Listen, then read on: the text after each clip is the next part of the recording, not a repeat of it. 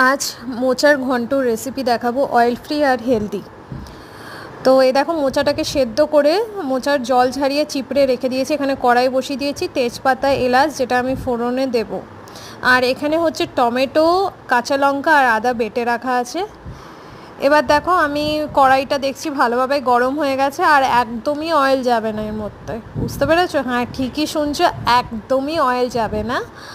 তো তোমাদের দেখিয়ে দিচ্ছি। এ দেখো আমি দিয়ে দিচ্ছি তেজপাতা এলাচ আর দিয়ে দেবো সাদা জিরে।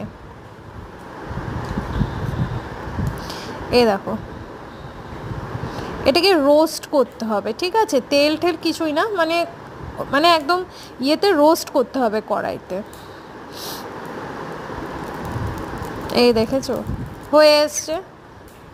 এবার হয়ে যাওয়ার পর এখন আমি টমেটো আর ওই কাঁচা লঙ্কা আদার পেস্টটাকে দিয়ে দেবো। এবার সঙ্গে সঙ্গে আমাকে জলটাও দিতে হবে, কারণ কি যেহেতু মানে তেল দিচ্ছি না, কিছু দিচ্ছি না, নিচে লেগে যেতে পারে, তার জন্য আমি জলটাও দিয়ে দেবো।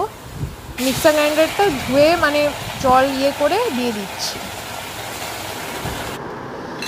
এবার মধ্যে কিছু গুঁড়ো মশলা যাবে, যেটা দেখিয়ে বলছি, আর কিছুটা ক্লিপও নেওয়া হয়নি সেটাও বলে দিচ্ছি। হলুদ গুঁড়ো যাবে,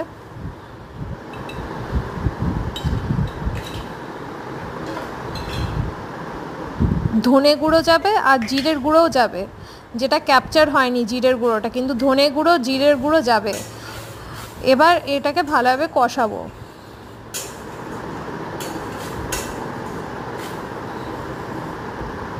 যখন দেখবো অনেকটা কষে এসছে, এবার আমি ওই মোচাটাকে দিয়ে দেবো। মোচাটা সেদ্ধ করা হয়েছে, সেদ্ধ করে জলটাকে ঝরিয়ে চিপড়ে এখন ওটাকে রাখা হয়েছিল, সেটা এখন দিয়ে কষাচ্ছি।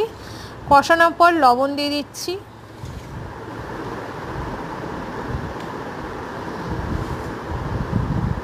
তোমরা এই রেসিপিটা ট্রাই করতে পারো, আশা করছি তোমাদের ভালো লাগবে।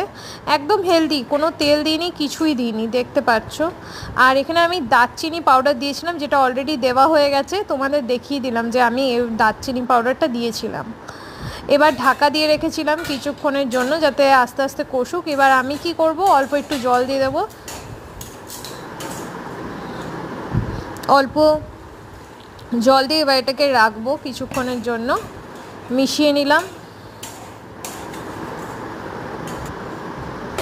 লাস্টে গরম মশলা দেব। তো এভাবেই শেষ হবে মোচার রান্নাটা, মোচার ঘন্ট।